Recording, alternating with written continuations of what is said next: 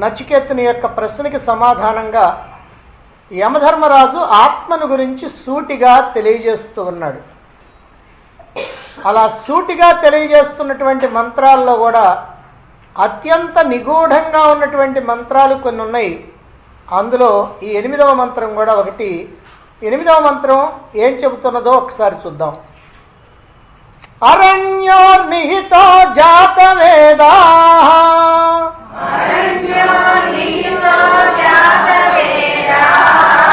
గర్భ ఇవ శుభ్రతో గర్భిణీభిః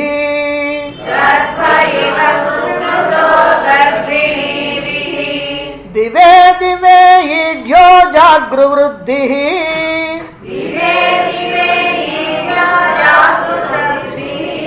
హవిష్మద్భిర్మనుష్యేభిరగ్నిః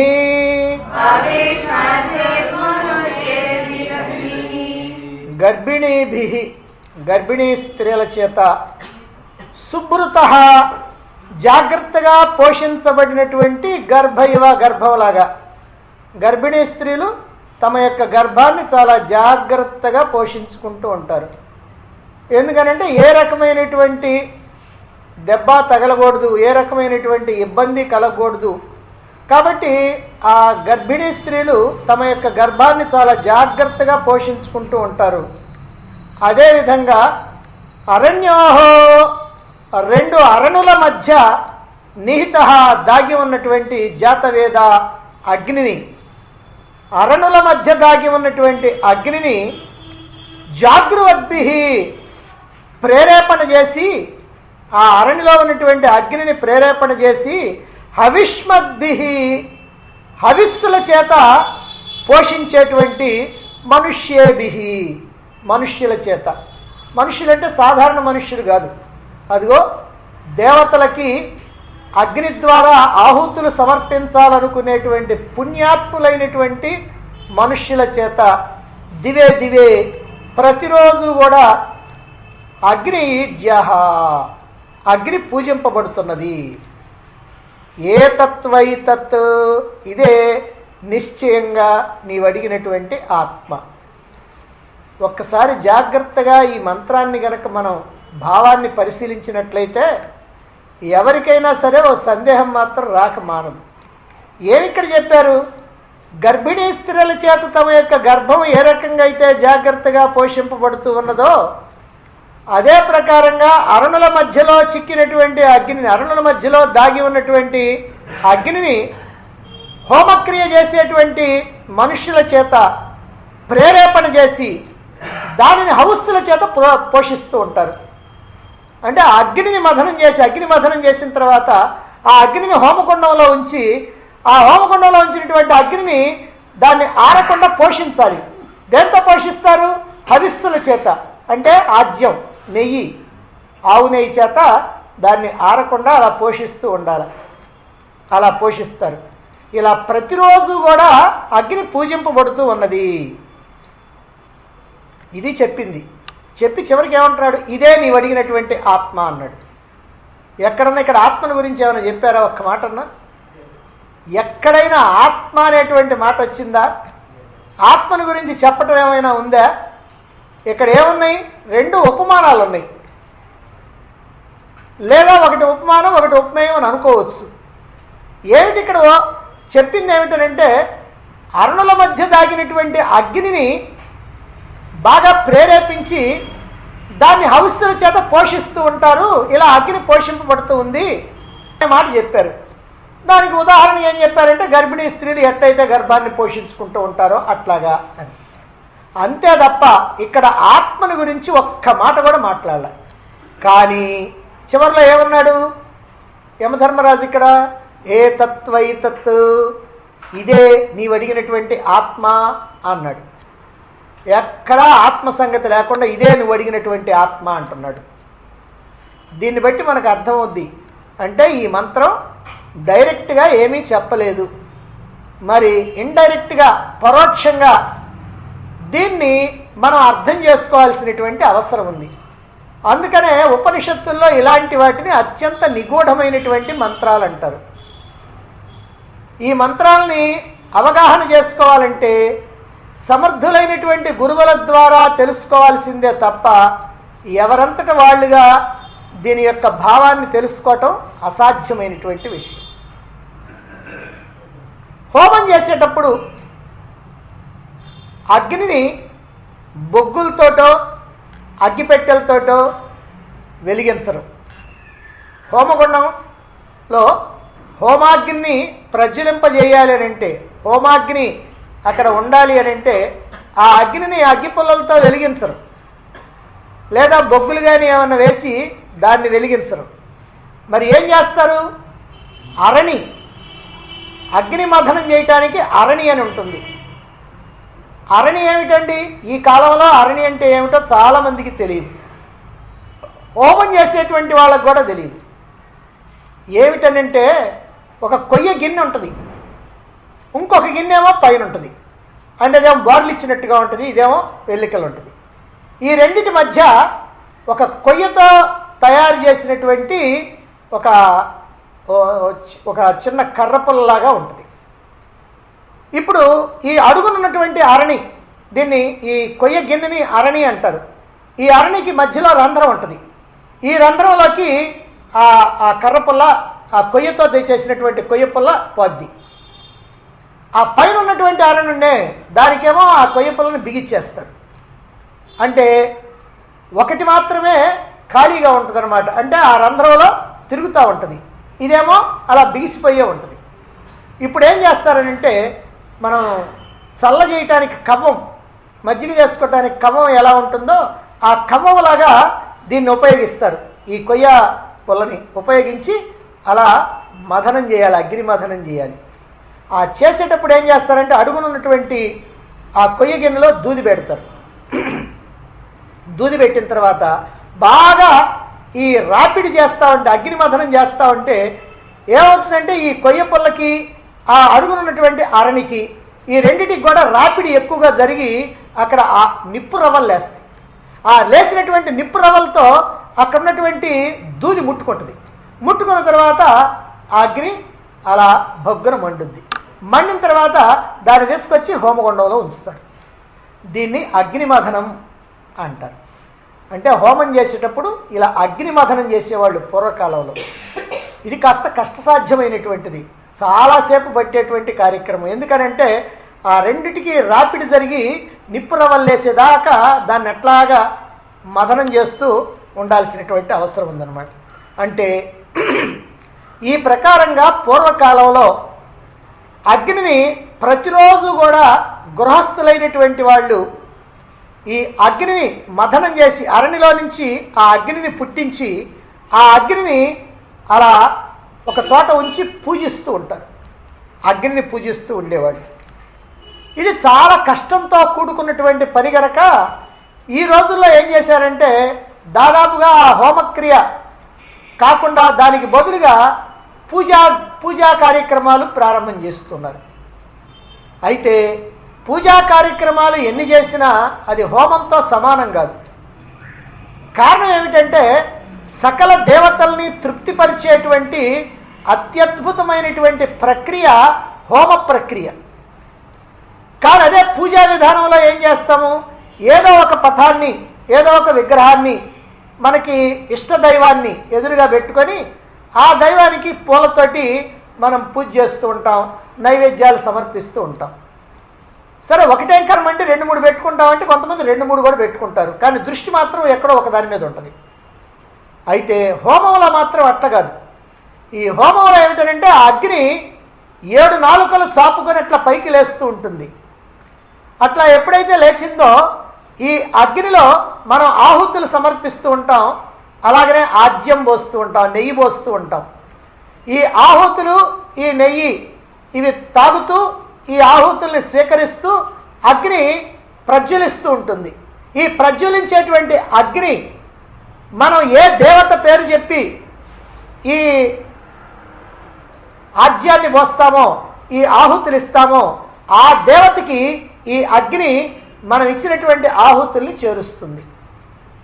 అంటే మనం మంత్రంలో చెప్తాం ఇంద్రాయ స్వాహ అన్నప్పుడు అది ఇంద్రుడికి పోతుంది, కుబేరాయ స్వాహ అన్నప్పుడు కుబేరుడికి పోతుంది.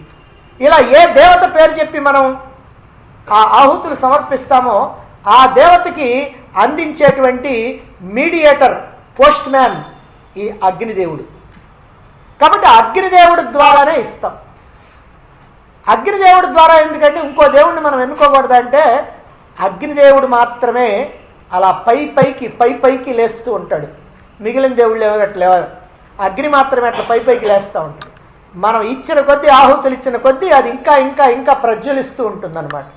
అందుకని అగ్నిని మీడియేటర్గా, మధ్యవర్తిగా, ఎవరికి, మనకి అంటే ఇచ్చేటువంటి మనకి, పుచ్చుకునేటువంటి దేవతలకి మధ్యలో మధ్యవర్తిగా పెట్టి మనం సకల దిక్పాలకులకి, అంటే మనకి 4 దిక్కులు, 4 మూలలు, 8 ఉన్నాయి. అంతరిక్షం, భూమి, ఇట్లా మొత్తం కలిపితే 10 దిక్కులు ఉన్నాయి. ఈ 10 దిక్కులకి 10 మంది దిక్పాలకులు ఉన్నారు.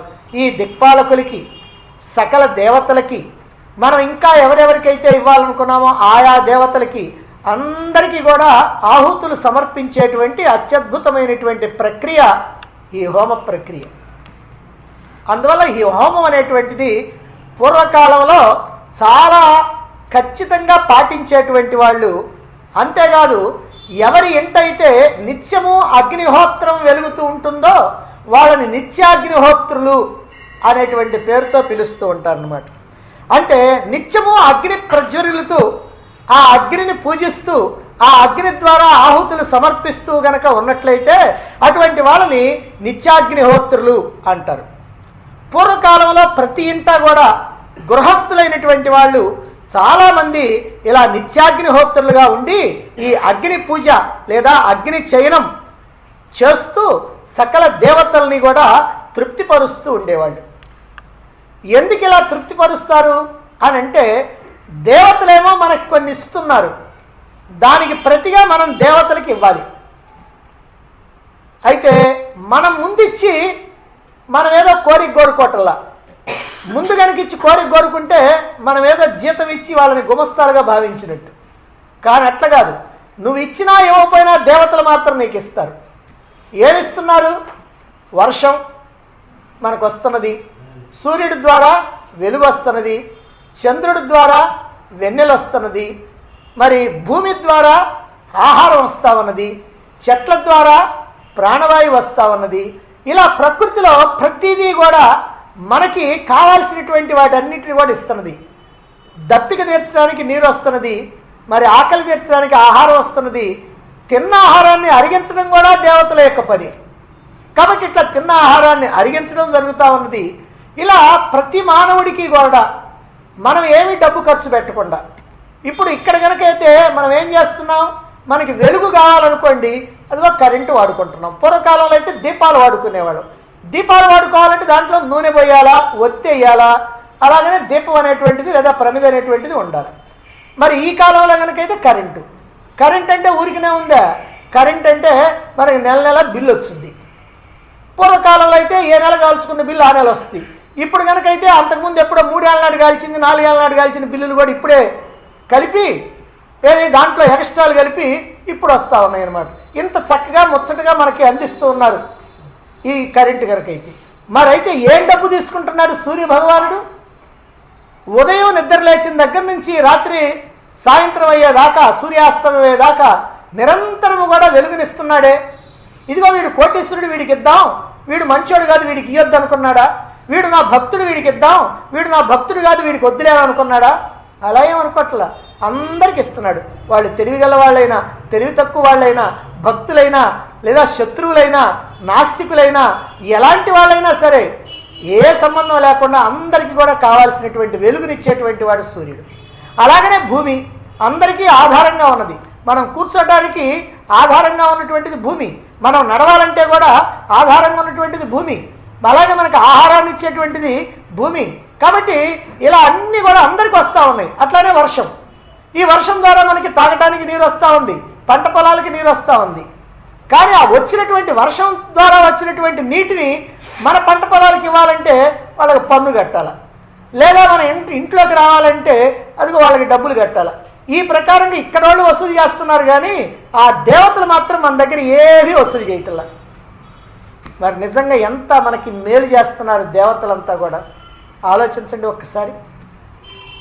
ఒక్క రూపాయి మనం నడకుండా, మన దగ్గర నుంచి ఏమీ ప్రతిఫలాన్ని కోరకుండా, మనం పుట్టిన దగ్గర నుంచి పోయేదాకా కావలసినటువంటి సమస్తమైనటువంటి అవసరాలు ఏవైతే ఉన్నాయో మానవుడికి కనీస అవసరాలు, ఎందుకంటే వాయువు ప్రాణవాయువు ఉంటేనే మనం బ్రతుకుతాం, మన పనులు మనం చేసుకుంటూ ఉంటాం.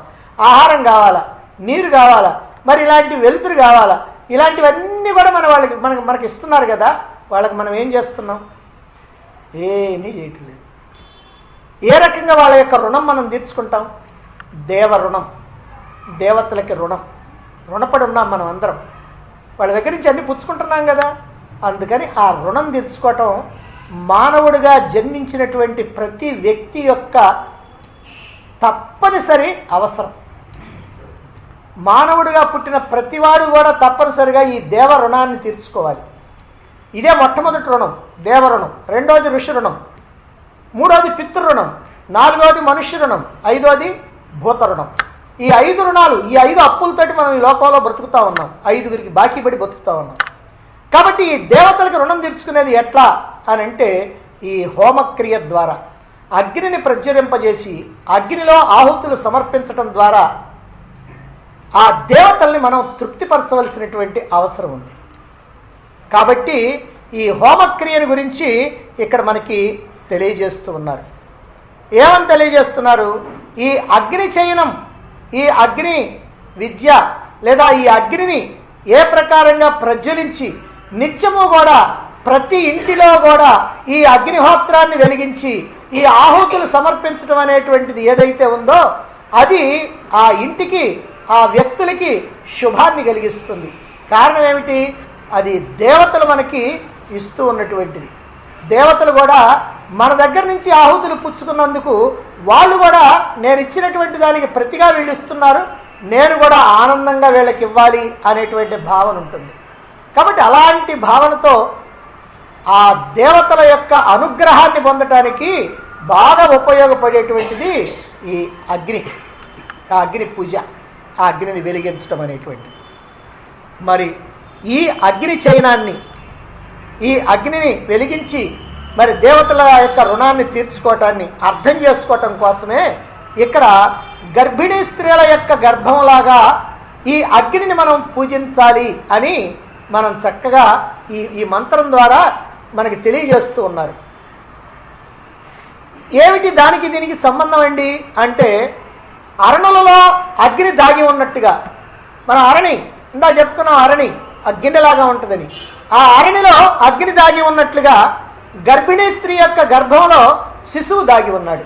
పిండం ఉంది కదా, ఆ పిండమే క్రమక్రమంగా పెరిగి శిశువుగా మారుతుంది కదా. అందుకని అరణిలో అగ్ని ఎట్లా అయితే దాగి ఉందో అదే ప్రకారంగా గర్భిణి యొక్క గర్భంలో శిశువు దాగి ఉన్నాడు. మరి అగ్నిమథనం చేసినట్లుగా తల్లి తన గర్భంలో ఉన్నటువంటి శిశువుని జాగ్రత్తగా పోషించుకుంటూ కాపాడుకుంటూ ఉంటుంది.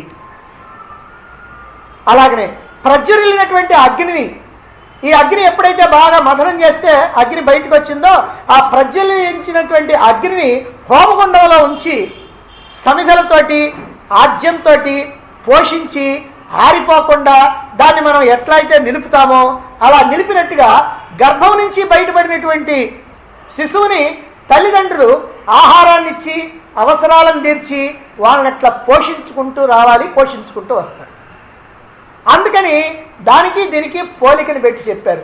గర్భంలో ఉన్నటువంటి శిశువుకి అరణిలో ఉన్నటువంటి అగ్నికి ఒక పోలిక పెట్టి ఇక్కడ చెప్పారు. నిజంగా చెప్పాలంటే భూమిలో మనం కనుక ఒక విత్తనం కనుక వేస్తే ఆ విత్తనం పెరిగి అది చెట్టు అయి మనకి దానివల్ల ఫలాలు కానీ ఏవైనా సరే ప్రయోజనం కలగాలంటే మనం ఏం చేయాలి?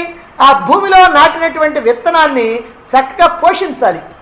ఎట్లా పోషిస్తాం? ప్రతిరోజు దానికి కాస్త నీరు పోస్తూ ఆ చుట్టుపక్కల ఏ కలుపు మొక్క రాకుండా అది బాగా జాగ్రత్తగా పైకి రావటానికి వీలుగా దాన్ని పోషిస్తూ ఉండాలి.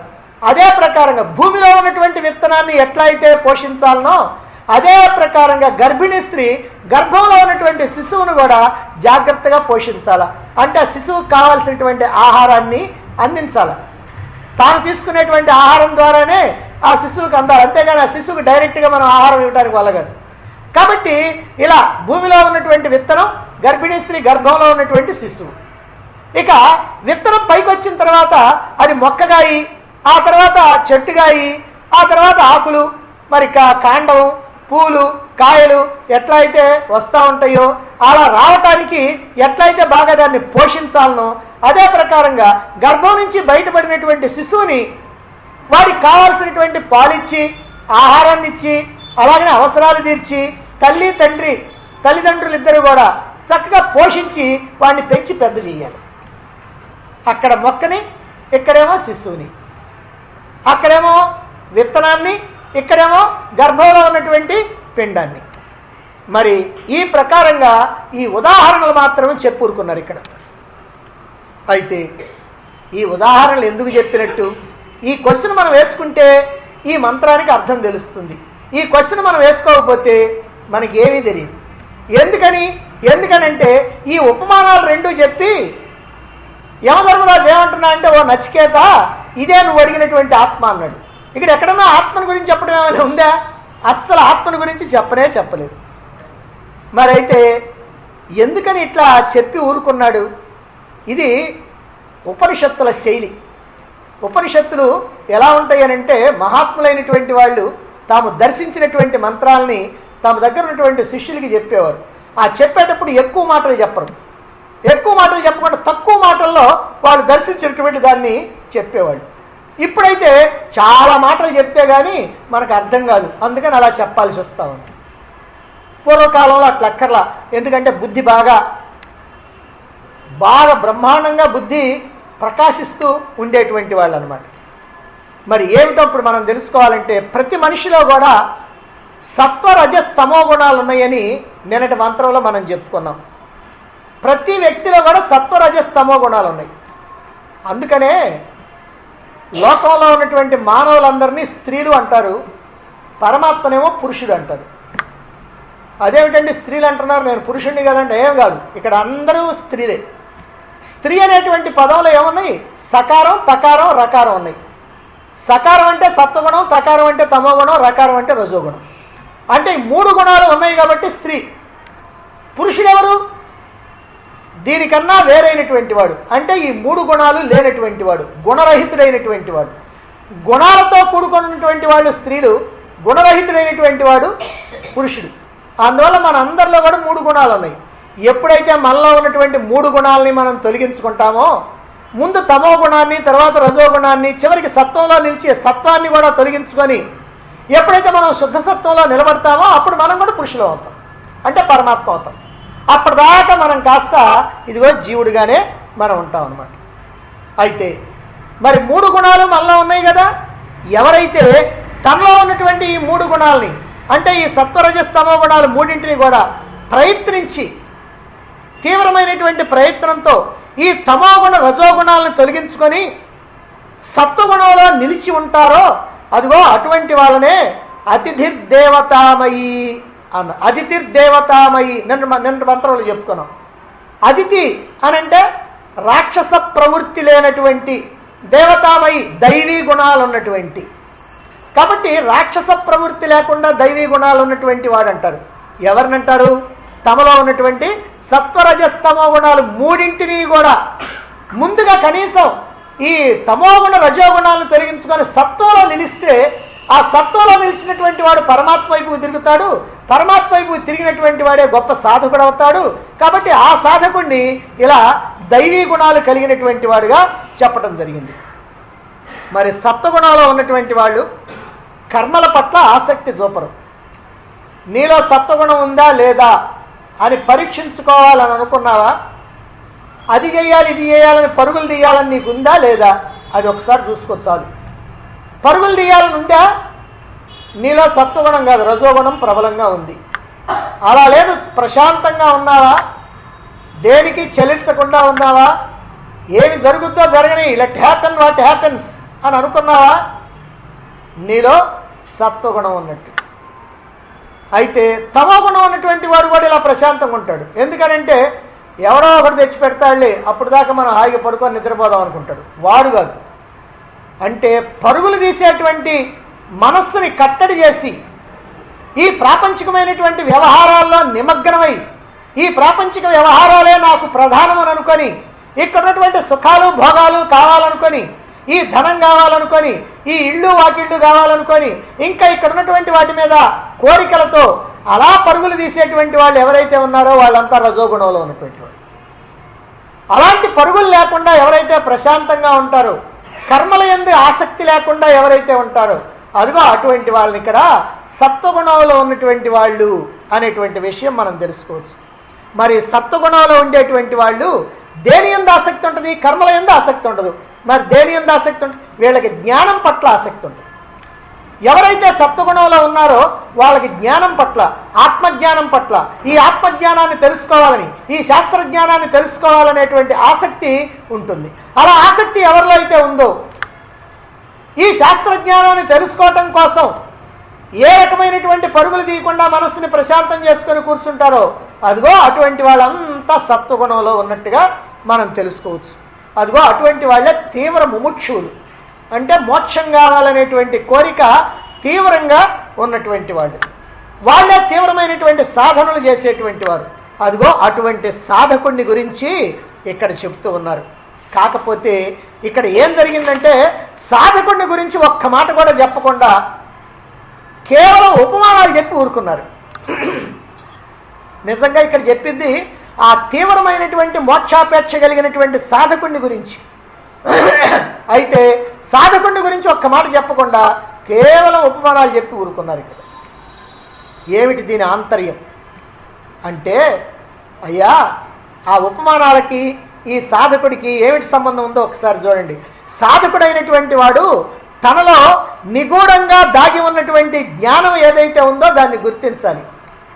అరణిలో అగ్ని ఉన్నట్టుగా, అరణిలో అగ్ని ఎట్లా ఉంది? దాగి ఉంది. అదేమన్నా బయట కనపడుతుందా? అది బయట కనపడితే ఏంది?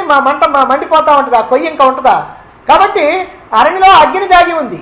ఎప్పుడైతే దాన్ని కాస్త మనం మధించామో అప్పుడు ఆ రెండు రాపిడి జరిగి అక్కడ ఆ నిప్పురవలు లేస్తూ ఉంటాయి. అంటే ఆ నిప్పురవలు ఎక్కడున్నాయి? అందులోనే దాగి ఉన్నాయి, మనకు కనపడకుండా ఉన్నాయి. అంటే అరణిలో ఎట్లయితే నిప్పురవలు దాగి ఉన్నాయో, అగ్ని దాగి ఉందో, అదే ప్రకారంగా ఈ మోక్షాపేక్ష కలిగినటువంటి సాధకుడిలో ఈ జ్ఞానం అనేటువంటిది, అంటే ఈ సత్వగుణం ఉన్నటువంటి వాడిలో ఈ జ్ఞానం అనేటువంటిది దాగి ఉంటుంది. ఈ జ్ఞానం అనేటువంటిది నిక్షిప్తమై ఉంటుంది. గర్భిణి యొక్క గర్భంలో శిశువు దాగి ఉన్నట్లుగా, మరి దానికి ఒక ఉదాహరణ చెప్పారు. శిశువు కనపడుతుందా? బయటికి కనపడదు. కానీ శిశువు ఉందా లేదా? గర్భిణి టెస్ట్ చేయించుకున్న తర్వాత అమ్మా నువ్వు గర్భవతి అని చెప్పిన తర్వాత అప్పుడు అక్కడ పిండం ఉన్నట్టే, ఆ పిండం పెరుగుతున్నట్టే, అంటే లోపల శిశువు తయారవుతున్నట్టే. కానీ కంటికి మాత్రం కనిపించదు. అదే ప్రకారంగా ఎవరైతే సాధకుడైనటువంటి వాడు ఉన్నాడో, ఎవరైతే సత్వగుణంలో ఉన్నాడో అటువంటి వాడిలో కూడా ఈ జ్ఞానం అనేటువంటిది దాగి ఉంది. మరి అగ్నిని అరణల ద్వారా మధించినట్టుగా, అరణిని మధించితే అగ్ని వచ్చినట్టుగా తనలో నిక్షిప్తమై ఉన్నటువంటి ఈ జ్ఞానాన్ని మధించి వెలుపలికి తేవాలి. అక్కడ అగ్నిని మధించి వెలుపలికి తెచ్చారు కదా, మరి ఇక్కడ కూడా తనలో ఉన్నటువంటి జ్ఞానాన్ని బాగా మధించి వెలుపలికి తీసుకొని రావాలి. అలా తేవాలంటే ఏం చేయాలి? మానవుడిలో, ప్రతి మానవుడిలో కూడా ఈ జ్ఞానం అనేటువంటిది దాగే ఉంది. అయితే ఆ జ్ఞానాన్ని బయటికి తేవాలనుకునేటువంటి వాడు ఎవరనంటే ఈ సాధకుడు, సత్వగుణంలో ఉన్నటువంటి వాడు తేవాలనుకుంటాడు. అయితే ఎలా తీసుకొస్తాడు? ఎలా తీసుకురావాలి? ఎలా తీసుకురావాలంటే ఈ ఉపనిషత్తుల్ని అధ్యయనం చేయటం ద్వారా, ఉపనిషత్తుల్ని శ్రవణం చేయటం ద్వారా, ఉపనిషత్తుల్ని మననం చేయటం ద్వారా, ఉపనిషత్తుల్ని ప్రవచనం చేయటం ద్వారా. అంటే శ్రవణం అన్నా చేయాలి, అధ్యయనం అన్నా చేయాలి. తెలిస్తే నీ అంతటి నువ్వుగా చదివి అర్థం చేసుకోగలిగితే చదివి అర్థం చేసుకో. అలా రాకపోతే ఒక సద్గురువుని ఆశ్రయించి ఆయన ద్వారా శ్రవణం చేయి. ఇది రెండోది. శ్రవణం చేసిన తర్వాత మననం చేయాలి. లేదా తెలుసుకున్నటువంటి జ్ఞానాన్ని నీకు గట్టిగా నిలబడిపోవాలంటే ఇతరులకి ప్రవచనం చేయాలి. ఈ ప్రకారంగా శ్రవణము లేదా అధ్యయనము, అలాగనే మననము లేదా ప్రవచనము, వీటి ద్వారా తనలో ఉన్నటువంటి నిక్షిప్తమై ఉన్నటువంటి జ్ఞానాన్ని బయటికి తీసుకురావడానికి ప్రయత్నం చేయాలి. ఈ ప్రకారంగా మననం చేస్తూ ఉంటే తనలో ఉన్నటువంటి జ్ఞానం ప్రజ్వరిల్లుతుంది. ప్రవచనం చేస్తున్నా, మననం చేస్తున్నా తనలో ఉన్నటువంటి జ్ఞానం ప్రజ్వరిల్లుతుంది. అలా ప్రజ్వరిల్లినటువంటి జ్ఞానాన్ని చక్కగా పోషించాలి. గర్భంలో ఉన్నటువంటి శిశువుని పోషించాలి. అలాగనే అరణిలో ఉన్నటువంటి అగ్నిని ప్రజ్వలింపజేసి దాన్ని హోమగుండంలో ఉంచి పోషించాలి. ఎలా పోషిస్తున్నాం? ఆహుతులు వేసి ఆజ్యం పోసి దాన్ని అలా ఆరకుండా అట్లా పోషిస్తూ ఉంటాం. అదే ప్రకారంగా హోమాగ్ని ఎట్లయితే పోషిస్తూ ఉన్నామో అదే ప్రకారంగా ఇక్కడ కూడా సాధకుడు ఈ శ్రవణ మనన అధ్యయన ప్రవచనాల ద్వారా ప్రజ్వలినటువంటి ఈ జ్ఞానాగ్నిని తన యొక్క జీవితంలో జరిగేటువంటి ప్రతి సంఘటనని కూడా ఆత్మతో పోల్చి చూసుకోవటం ద్వారా పోషించాలి. ఇది ఇక్కడ ముఖ్యమైనటువంటి విషయం. ఎలా పోషించాలి నీలో ఉన్నటువంటి జ్ఞానాన్ని? జ్ఞానం అయితే పుట్టించావు, బాగానే ఉంది. పుట్టించినటువంటి జ్ఞానం ఆరిపోకుండా ఉండాలి. అది అలాగా నిరంతరము కూడా ఆ జ్ఞానం ప్రకాశిస్తూ ఉండాలి, పోషింపబడుతూ ఉండాలి. ఎలా పోషింపబడుతుంది అని అంటే నీ నిజ జీవితంలో జరిగేటువంటి సంఘటనలు ఏవైతే ఉన్నాయో వాటన్నింటినీ కూడా ఆత్మతో సమన్వయం చేసుకుంటూ ప్రతిరోజు కూడా విచారణ చేస్తూ ఉండాలి. ఈ విచారణ చేస్తూ అలాగనే జపధ్యానాలు కొనసాగిస్తూ సాక్షిగా ఉంటూ ఈ జ్ఞానాన్ని పెంచి పోషించాలి. జ్ఞానం అంటే ఇక్కడ ఆత్మజ్ఞానమే. కాబట్టి ఈ ఆత్మజ్ఞానాన్ని పెంచి పోషించడానికి ఇదిగో ఈ రకమైనటువంటి ప్రక్రియలన్నీ సాగిస్తూ ఉండాలి. ఇలా ప్రతిదినము కూడా ప్రతి విషయంలో కూడా జరగాలి. ఇదే కేనోపనిషత్తులో కూడా మనం ఈ మాట చెప్పుకున్నాం. అంటే నీ జీవితంలో ఏ ఏ సంఘటన అయితే జరుగుతూ ఉందో అప్పుడేమనుకుంటామంటే ఇది ఇలా జరిగిందంటే ఆహా అందుకు జరిగిందేమో ఇందుకు జరిగిందేమో అని అనుకుంటా ఉంటాం. కానీ నువ్వు ఎప్పుడైతే ఈ ఆత్మజ్ఞానంతో కనుక దాన్ని కనుక పోల్చి లేదా దాన్ని సమన్వయం చేసి చూచావో అప్పుడు నిజమైనటువంటి భావం ఏమిటో నీకు తెలుస్తుంది. అందుకని నీ జీవితంలో జరిగేటువంటి ప్రతి సంఘటనని కూడా ఆత్మతో సమన్వయం చేసి చూసుకోవటం కూడా నేర్చుకోవాలి. ఇట్లా కనుక చేసినట్లయితే ఈ నీలో ఉన్నటువంటి ఈ జ్ఞానం అనేటువంటి అగ్ని పోషింపబడుతూ ఉంది. ఇక అన్ని కర్మల వెనక, అన్ని ఆలోచనల వెనక, అన్ని కోరికల వెనక స్వయం ప్రకాశమై సర్వవ్యాపకమై అన్ని అనుభవాల్ని ప్రకాశింపజేసేటువంటి ఆత్మని గుర్తించి దానితో ఐక్యమై ఆత్మగా ఉండిపోవాలి. ఇది చివరిది. అంటే ఈ సర్వవ్యాపకమై అంటే ఈ దేహమునందంతటా నగసిక పర్యంతం ఉండి ఈ జగత్తునందంతటా ఈ సృష్టి అందంతటా సూక్ష్మాతి సూక్ష్మమై సర్వవ్యాపకమై స్వయం ప్రకాశమై ఉన్నటువంటి పరమాత్మ స్వరూపం ఏదైతే ఉందో ఆ పరమాత్మ స్వరూపాన్ని నువ్వు గుర్తించాలి. అలా గుర్తించాలంటే ముందుగా నువ్వు నీలోకే చూడాలి. కాబట్టి నీలోనే దాగి ఉన్నటువంటి ఆ పరమాత్మని గుర్తించి దాన్ని సమీపించి దానితో ఐక్యమై అదిగా ఉండిపోవాలి. ఈ భావాన్ని అంతరంగంలో నిగూఢంగా దాచుకొని యమధర్మరాజు నచికేతుడితో ఓ నచికేత ఇదేనయ్యా నీవు అడిగినటువంటి ఆత్మతత్వం అని అంటున్నాడు. అంటే డైరెక్ట్గా చెప్పకుండా ఇండైరెక్ట్గా నచికేతుడితో ఇదంతా తన మనస్సులో పెట్టుకొని అంటున్నాడు. ఇదే నువ్వు అడిగినటువంటిది. ఏమడిగాడు? ఈయనేం చెప్పాడు? ఆయన అడిగింది ఆత్మను గురించి, ఈయన అడిగింది గర్భిణీ స్త్రీ గర్భాన్ని ఉపమానం చెప్పాడు. ఆ అరణిలో దాగి ఉన్నటువంటి అగ్నినేమో చెప్పాడు. చెప్పి మెదలుకుంటున్నాడు. ఆత్మను గురించి అసలు చెప్పాలి ఒక్క మాట కూడా. కాబట్టి ఆ చెప్పనటువంటి దాన్ని ఆయన మనస్సులో ఉన్నటువంటి దాన్ని మనం గ్రహించాలి. ఇక్కడ ఆ గ్రహించడానికే ఇదిగో ఇదంతా కూడా. అందువల్ల ఈ భావాన్ని లోపల పెట్టుకొని యమధర్మరాజు అయ్యా నచికేత ఇదే నువ్వు అడిగినటువంటి ఆత్మ అంటున్నాడు. అంటే ఏ ఆత్మ అయితే సమస్తమైనటువంటి అనుభవాల్ని ప్రకాశింపజేస్తూ ఉన్నదో ఆ ఆత్మని ఇదిగో ఇలా తెలుసుకో అని అంటున్నాడు. ఎలా తెలుసుకోవాలి? శ్రవణ మనన నిధిధ్యాసనల ద్వారా. అంటే శాస్త్రాన్ని శ్రవణం చేయటం ద్వారా, ఉపనిషత్తుల్ని శ్రవణం చేయటం ద్వారా, శ్రవణం చేసిన దాన్ని మననం చేయటం ద్వారా, లేదా ఉపనిషత్తుల్ని అధ్యయనం చేయటం ద్వారా, అధ్యయనం చేసిన దాన్ని ప్రవచనం చేయటం ద్వారా బాగా గట్టి చేసుకొని నీలో ఉన్నటువంటి జ్ఞానాన్ని గట్టి చేసుకొని ఆ తర్వాత అనేకమైనటువంటి సాధనలతో ప్రతిదినము కూడా నిజ జీవితంలో జరిగేటువంటి ప్రతి సంఘటనని కూడా ఆత్మతో పోల్చి చూసుకుంటూ సమన్వయం చేసుకుంటూ ఆ ఆత్మని తెలుసుకొని ఆ ఆత్మ వైపుగా ప్రయాణం చేసి ఆ ఆత్మతో కలిసి ఆత్మగా ఉండిపో. ఇదిగో ఇదే నువ్వు అడిగినటువంటి ఆత్మ. ఇదిగో ఈ ప్రకారంగా నువ్వు ఆత్మతత్వాన్ని తెలుసుకొని ఆత్మగా ఉండిపోవాలి అని అంటున్నాడు. కాబట్టి ఇలా పరోక్షంగా చెబుతున్నటువంటి మంత్రం ఇది. కాబట్టి ఈ మంత్రాన్ని మనం డైరెక్ట్గా ఉన్నది ఉన్నట్టుగా చూస్తే మాత్రం మనకి ఎక్కడ ఆన్సర్ కనపడదు. అంటే ఆత్మతత్వం అంటే ఎక్కడ ఏమీ కనపడదు. అందువల్ల ఇక్కడ సూటిగా చెప్పాల, ఇక్కడ పరోక్షంగా ఆత్మతత్వాన్ని గురించి చెప్పటం జరిగింది. మరి ఇంకా ఆత్మ ఎలాంటిదో మరి తర్వాత మంత్రంలో చెప్పబోతున్నారు. దాన్ని మనం రేపు చెప్పుకుందాం.